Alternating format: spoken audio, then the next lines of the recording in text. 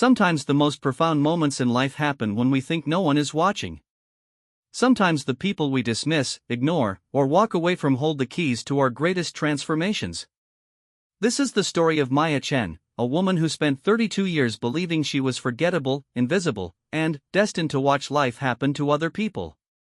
But, on a rainy Tuesday evening in downtown Seattle, when 3 different groups of people walked away from her within the span of 20 minutes, something inside her shifted. What happened next didn't just change her life, it changed the lives of everyone who had ever underestimated the quiet power of someone who finally decides they've had enough of being overlooked. This isn't a fairy tale. This isn't about sudden wealth or miraculous romance. This is about what happens when an ordinary person discovers that the very thing that made others walk away, her authenticity, her refusal to pretend, her unwillingness to shrink, was exactly what the world needed most. Some stories begin with a single moment. This one begins with 3 moments of rejection that became the foundation for everything that followed. Maya Chen pressed her back against the cold brick wall outside the Paramount Theater, rain soaking through her second-hand blazer. The interview had lasted exactly 12 minutes. 12 minutes for them to decide she wasn't dynamic enough for a marketing coordinator position she could do with her eyes closed. The 3-person panel hadn't even looked up from their phones when she explained her 5 years of experience. The lead interviewer, a woman with perfectly styled hair and a smile that never reached her eyes, had interrupted her mid-sentence. "I think we've heard enough," she'd said, already standing. "We'll be in touch." They wouldn't be in touch. Maya had heard those words enough times to recognize them as corporate speak for "please disappear quietly." She watched through the glass doors as the trio gathered their things, laughing about something on one of their phones. They walked past her without acknowledgement, as if she were part of the building's architecture. Maya pulled out her phone to call her sister Lynn. The phone rang twice before Lynn's voice came through, sharp with irritation. "Maya, I'm in the middle of something important. Can this wait? I just wanted to tell you about the interview. Look, I love you, but I don't have time for another one of your disappointment stories right now. Daniel's soccer tournament is tomorrow, and I'm dealing with actual problems. Call me later when you have something positive to share." The line went dead. Maya stared at her phone screen. Her own sister had walked away from her voice, from her needs, from the simple human desire to share a difficult moment. She stood there as people hurried past under umbrellas, each absorbed in their own urgent lives. Her stomach growled. She hadn't eaten since morning, saving money by skipping lunch before the interview. The coffee shop across the street looked warm and inviting. Maya crossed through the rain and pushed through the door, grateful for the blast of heated air and the smell of fresh bread. She approached the counter where 2 college-aged employees were deep in conversation about weekend plans. Maya waited. They continued talking. She cleared her throat softly. "Excuse me?" The girl with the purple streak in her hair looked at Maya with barely concealed annoyance. "Yeah? Could I get a coffee and maybe one of those sandwiches?" The girl sighed dramatically.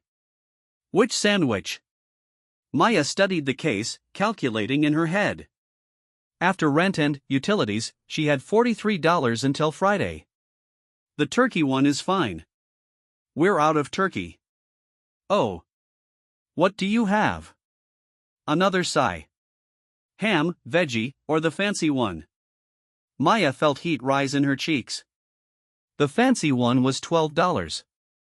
Ham was $7. Ham is perfect. As the girl prepared her order with obvious reluctance, Maya heard her whisper to her coworker, "Some people need to make up their minds faster." They laughed. Not quietly. Maya paid, took her food to a corner table, and sat alone as the 2 employees continued their conversation as if she'd never existed. For the 3rd time in one evening, people had dismissed her presence, found her wanting, and moved on without a second thought. She bit into the sandwich. It was dry, the bread stale. She ate it anyway. Rain continued to streak down the windows. Maya watched people hurry past on the sidewalk, each person surrounded by an invisible force field of purpose and belonging. She wondered what it felt like to move through the world with that kind of certainty. Her phone buzzed.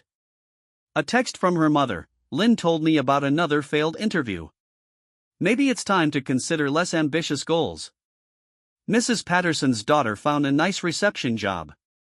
Maya set the phone face down on the table. She thought about her college classmates who were now posting pictures of promotions and new homes on social media. She thought about Lynn, who had always been the successful one, the one their parents bragged about at family gatherings. She thought about every job interview where she'd been told she didn't quite fit what they were looking for. The coffee shop was warm, but Maya felt cold inside. Not sad, exactly. Something deeper than disappointment. Something that had been building for months, maybe years. She pulled out the small notebook she always carried and began to write. Not a grocery list or appointment reminder, but something different. She wrote about the interview panel who couldn't be bothered to listen. About Lynn, who had reduced her struggles to inconvenience. About the coffee shop employees who had made her feel like an interruption in their day. But, as she wrote, something unexpected happened. The words came faster, sharper. She wrote about the interviewer's fake smile and empty compliments. About Lynn's assumption that Daniel's soccer tournament was more important than her sister's career crisis. About the casual cruelty of being made to feel invisible by people paid to serve customers. Maya wrote for 20 minutes without stopping. When she finally looked up, the coffee shop had filled with evening customers. A line of people waited at the counter while the same two employees moved with suddenly improved efficiency. She read what she'd written. It was angry, yes, but also clear. Precise. It named things she'd never named before about how people treated each other, about the small violences of daily dismissal. Maya closed the notebook and stood up. She walked to the counter, where the purple-haired girl was now smiling brightly at a customer in an expensive coat. "Excuse me," Maya said when there was a break in the line. The girl's smile faltered. "Yeah? I wanted you to know that your sandwich was stale and your service was unprofessional. I also wanted you to know that treating customers like they're bothering you says more about you than it does about them." Maya's voice was steady, calm. Not angry, just factual. The girl's face reddened. "Look, lady, I don't know what your problem is. My problem is that you made assumptions about me based on how I looked or how much I was spending. That's not just bad customer service. It's bad character." Other customers had turned to listen. Maya felt their attention but didn't retreat from it. "I hope your weekend plans work out well," she continued. "And I hope when you're older, people treat you better than you treated me today." Maya walked toward the door.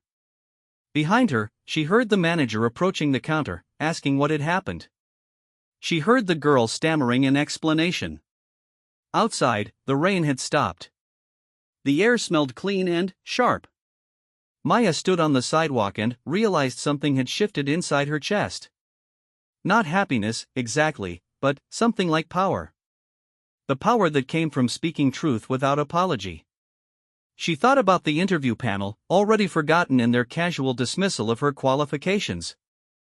She thought about Lynn, who would call back eventually, probably with advice Maya hadn't asked for. She thought about her mother's text, suggesting she aim lower instead of higher. Maya pulled out her phone and scrolled through her contacts until she found the number for Marcus Webb, her college friend who now ran a digital marketing agency. They hadn't spoken in 2 years, but she remembered him saying something at their last reunion about looking for people who understood authentic storytelling. She typed, "Marcus, this is Maya Chen. I know it's been a while, but I have an idea I think you might want to hear. Are you free to talk this week?" She hit send before she could change her mind. Then, she typed another message, this time to her sister, "Lynn, I love you, but I won't be calling back to share disappointment stories. When you're ready to hear success stories, I'll be here." Maya put her phone away and started walking home. The streets looked different somehow. Not friendlier, but more navigable. Like a map she was finally learning to read. She thought about the notebook in her purse, filled with sharp words and clearer observations than she'd written in years. She thought about the look on the coffee shop girl's face when someone finally called her behavior what it was. Most of all, she thought about the feeling in her chest when she'd spoken her truth without shrinking from it. It felt like the beginning of something she couldn't name yet but was eager to discover. Maya walked home through the cooling evening air, carrying the weight of 3 rejections and the surprising lightness of finally refusing to accept them as verdicts about her worth. Tomorrow would bring new challenges, but tonight she had learned something valuable about the difference between being dismissed and being diminished. Only she could choose which one to accept. Marcus Webb called Maya back within 2 hours. Maya Chen, his voice came through the phone with genuine warmth. I was just thinking about you last week. Remember that presentation you did senior year about authentic brand messaging? I still reference it with clients. Maya felt a flutter of surprise. She barely remembered that presentation, had assumed everyone forgot it immediately after class. Marcus, I'll be direct.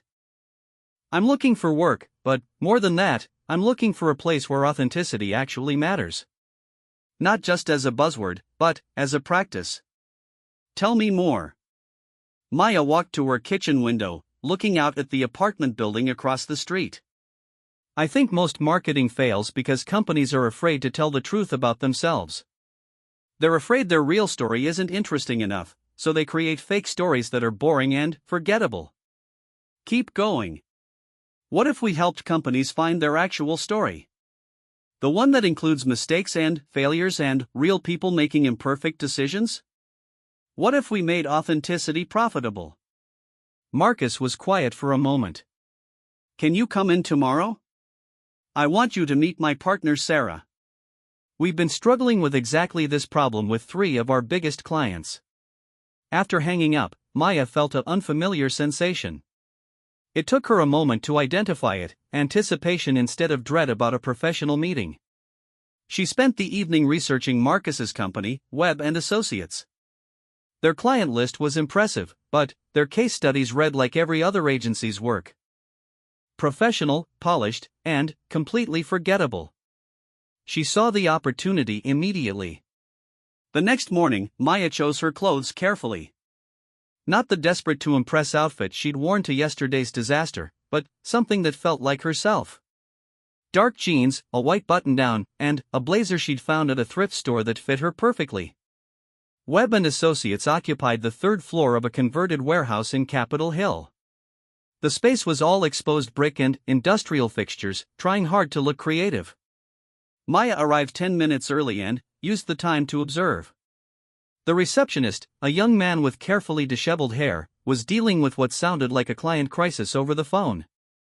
His voice was getting higher and more defensive with each exchange.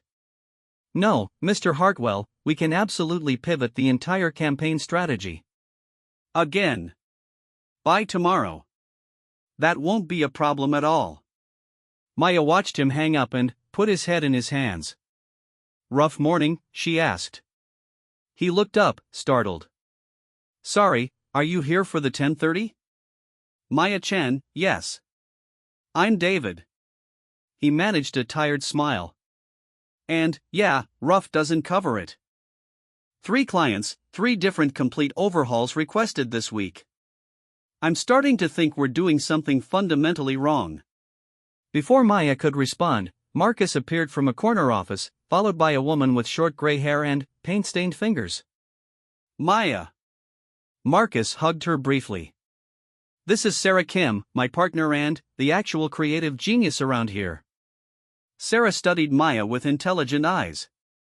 Marcus says you have ideas about authentic storytelling. I'm interested, but I'm also skeptical. Everyone talks about authenticity these days. That's exactly the problem, Maya said. When everyone claims to be authentic, the word loses meaning. But real authenticity isn't a marketing strategy. It's a willingness to be honest about who you are, including the parts that aren't perfect. Sarah led them to a conference room where client folders covered every surface. Show me what you mean. Maya picked up the nearest folder. Inside were mock-ups for a restaurant chain's new campaign.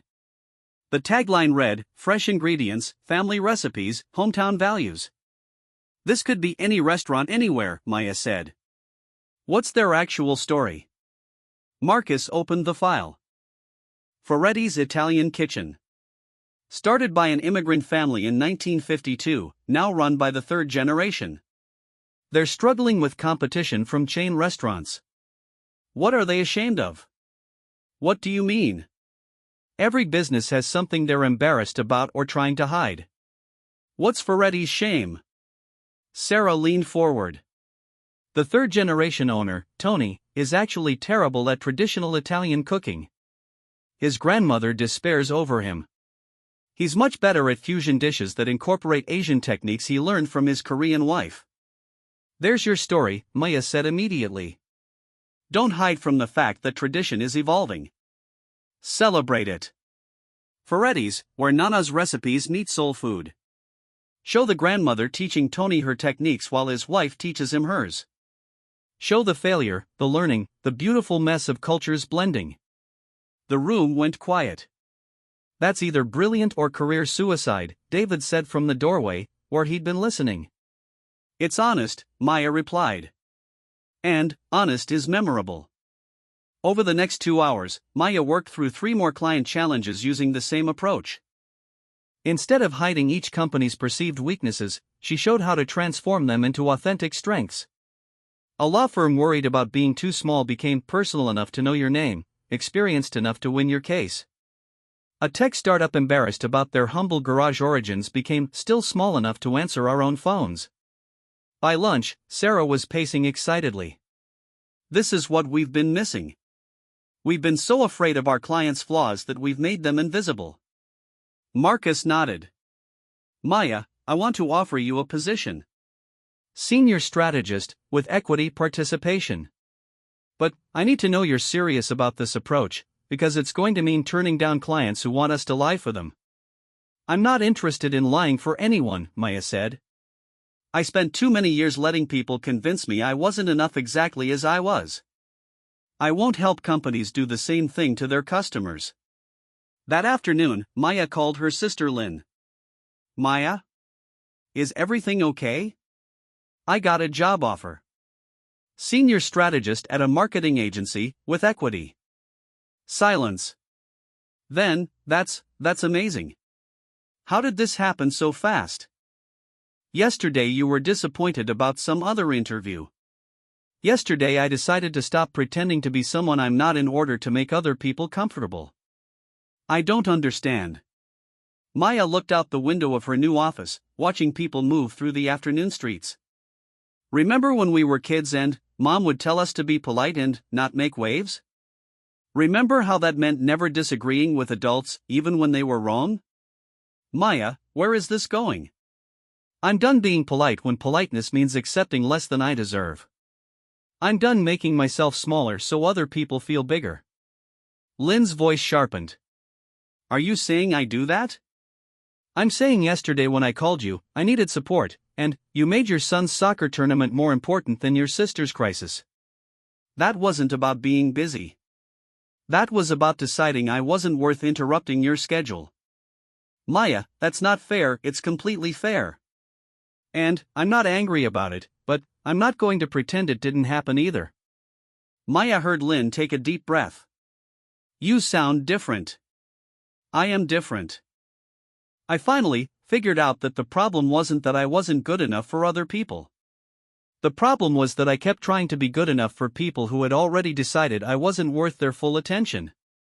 So what happens now? Now I focus on people who are worth my attention, and I stop chasing approval from people who were never going to give it anyway. That evening, Maya walked back to the coffee shop where she'd been dismissed the day before. The same purple-haired girl was behind the counter, but her demeanor had shifted completely. She made eye contact when Maya approached, smiled genuinely. What can I get for you today? Just a coffee, please. Dark roast. As the girl prepared her drink, Maya noticed she was taking care with it. No dramatic sighs, no eye rolls at other customers. Here you go, the girl said, handing over the cup. I hope you have a good evening. Maya studied her face. You don't remember me, do you? The girl looked confused, then, recognition dawned. Her face flushed red. Oh. Oh no. You're the woman from yesterday who I was hoping you wouldn't come back. Why? Because I was horrible to you. My manager made me think about it all night. He said someone complained about my attitude, and when he described what happened, I realized how awful I'd been. Maya sipped her coffee. It was perfectly prepared. What changed? I guess I never thought about how I was making people feel. I was just trying to get through my shift and get home. But my manager asked me how I'd feel if someone treated my mom the way I was treating customers, and she shrugged, embarrassed. And I realized I was taking out my own problems on people who were just trying to buy coffee. That's not who I want to be. Maya nodded. Thank you for telling me that. It takes courage to admit when we've been wrong. I don't suppose you'd consider accepting an apology? Maya smiled. Already accepted. But, can I give you some advice? The girl nodded eagerly. Don't just change how you treat customers. Change how you think about people. Every person who walks through that door is dealing with something you know nothing about. Yesterday I'd just been rejected from a job I really needed. But, you didn't know that, and it shouldn't matter. Even if I'd just been having a perfectly normal day, I deserved basic human respect. You're right. I never thought about it that way. Maya finished her coffee and headed for the door. What's your name? Jessica. Well, Jessica, you made my coffee perfectly today. Thank you. Walking home, Maya felt the day's events settling into her understanding like pieces of a puzzle clicking into place. The job offer, the conversation with Lynn, even this small interaction with Jessica, they all reflected the same truth. When she'd finally stopped accepting poor treatment as normal, everything around her had begun to shift. Not because the world had changed, but because her relationship to the world had changed. She pulled out her notebook and wrote, "The moment you decide you're worth more, other people start seeing your worth too. Not all of them, but the right ones. The ones who matter." Maya looked up at her apartment building, seeing it with new eyes. Tomorrow she would start a job where her ideas mattered. She had re-established boundaries with her sister based on mutual respect rather than one-sided accommodation. Even a stranger had been moved to examine her own behavior. None of this was accidental. It was the direct result of refusing to accept dismissal as deserved. Maya climbed the stairs to her apartment, carrying the lightness that came from finally living in alignment with her own worth. The real changes were just beginning. 6 months later, Maya stood in front of a room full of marketing professionals at the Seattle Convention Center, delivering a keynote speech titled "The Profit of Truth: Why Authentic Storytelling Wins."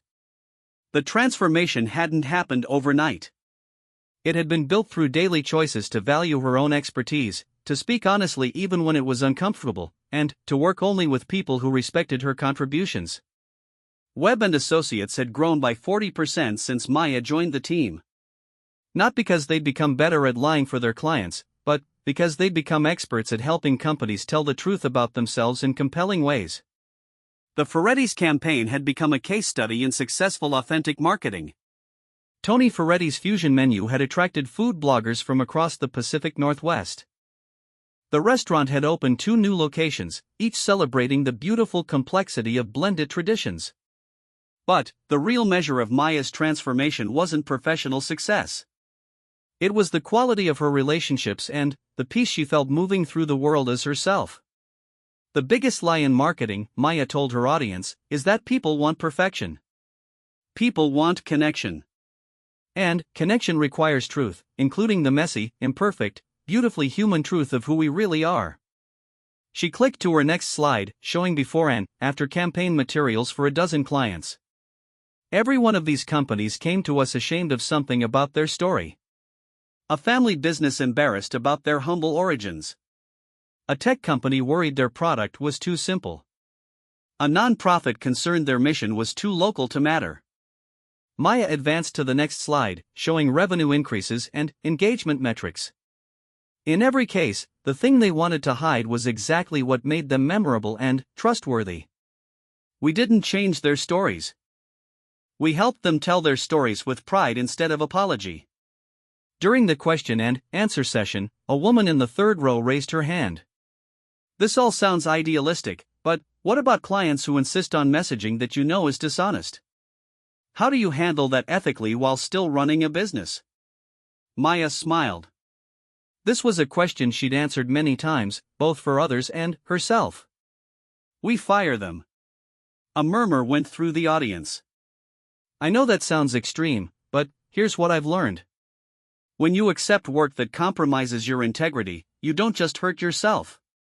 You hurt your other clients who are counting on your honest counsel. You hurt consumers who deserve better. And you hurt the industry by perpetuating the idea that marketing has to be manipulative. She paused, scanning the faces in the audience. We've turned down 6 potential clients this year because they wanted us to help them misrepresent their products or hide important information from customers. Each time, we referred them to agencies that specialize in that kind of work. And each time, within 3 months, we gained 2 new clients who had heard about our standards and wanted to work with an agency they could trust. After her presentation, Maya was approached by dozens of people wanting to continue the conversation. Among them was Dr. Patricia Williams, a professor from the University of Washington's Business School. Ms. Chen, I've been following your company's work since the Ferretti's campaign. Would you consider guest lecturing for my marketing ethics class? I'd be honored. What struck me most about your talk today was your point about integrity being profitable. I think our students need to hear that from someone who's proven it in practice. Maya gave 3 guest lectures that semester, each one packed with students eager to learn about marketing that built trust rather than exploiting it. She found herself energized by their questions and their hunger for a different way of approaching business. One student, Maria Santos, approached her after the final lecture. Professor Chen, Miss Chen, your talk changed how I think about my career.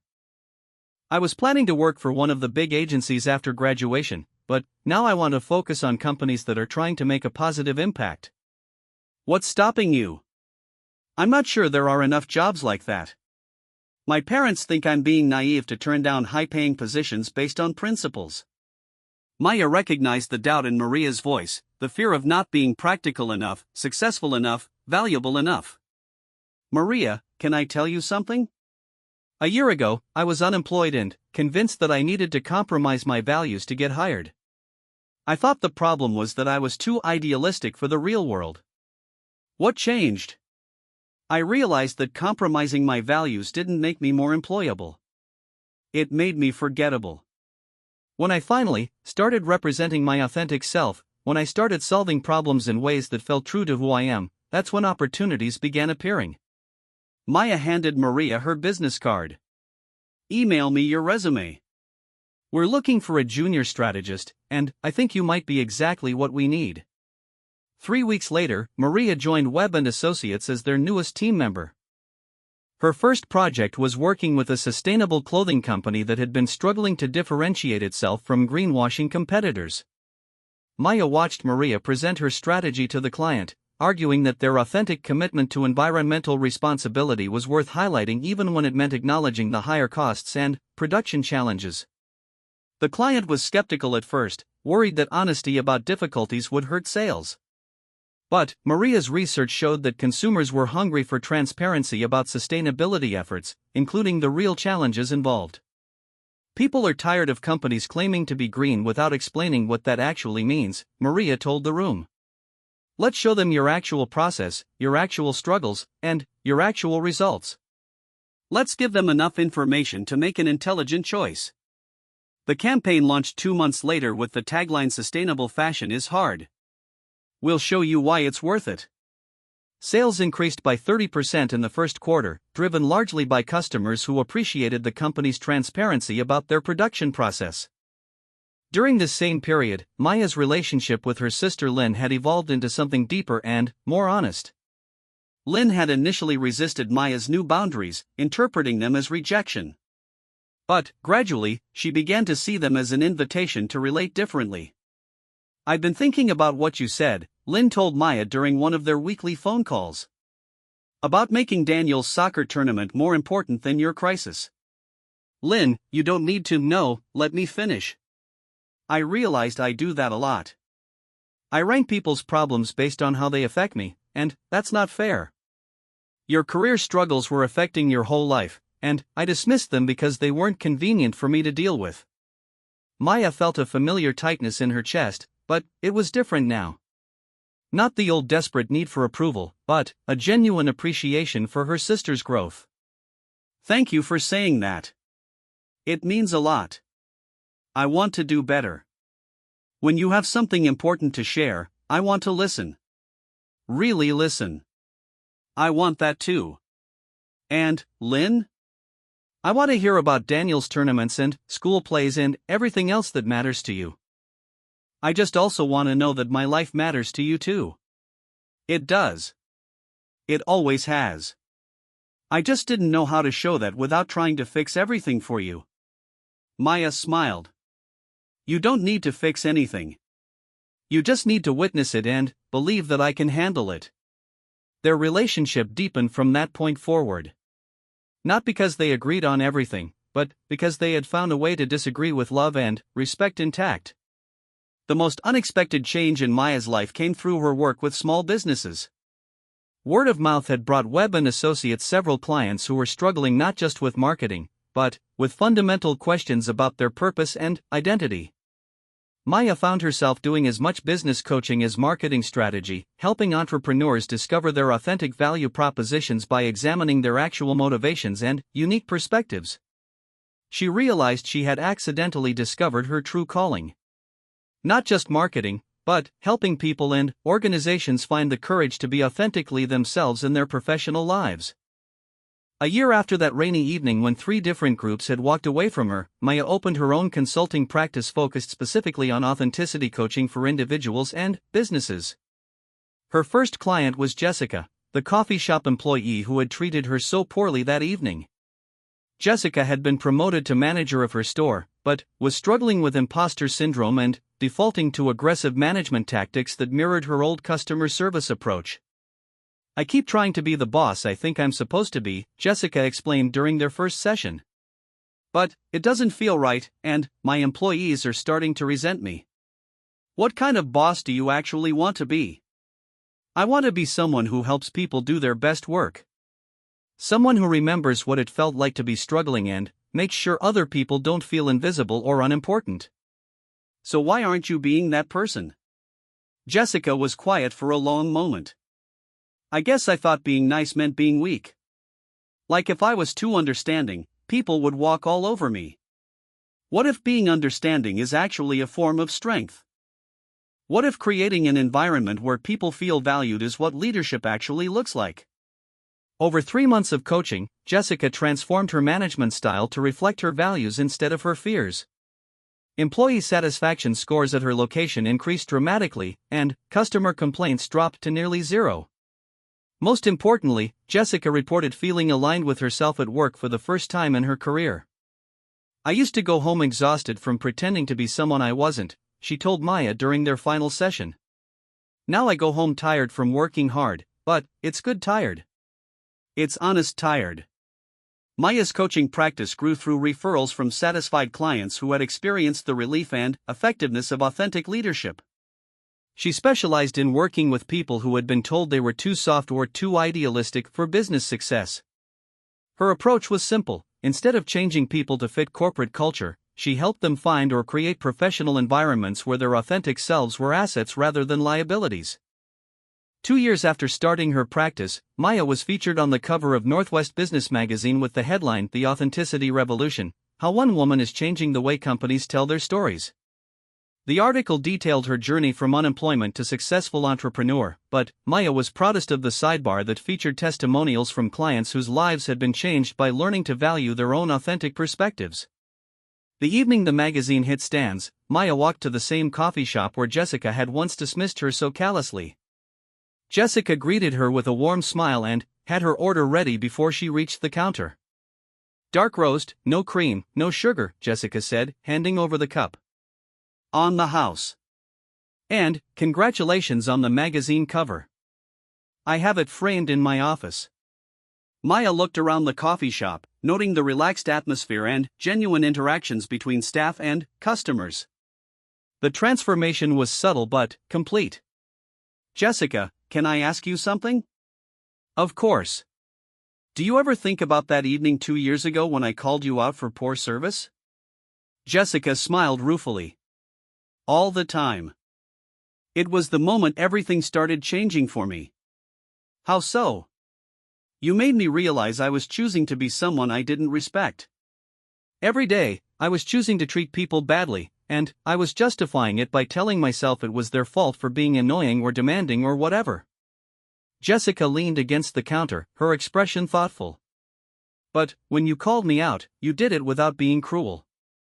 You just told me the truth about my behavior and how it affected you. And I realized that if I could choose to be awful, I could also choose to be kind. Maya sipped her coffee. Perfect, as always now.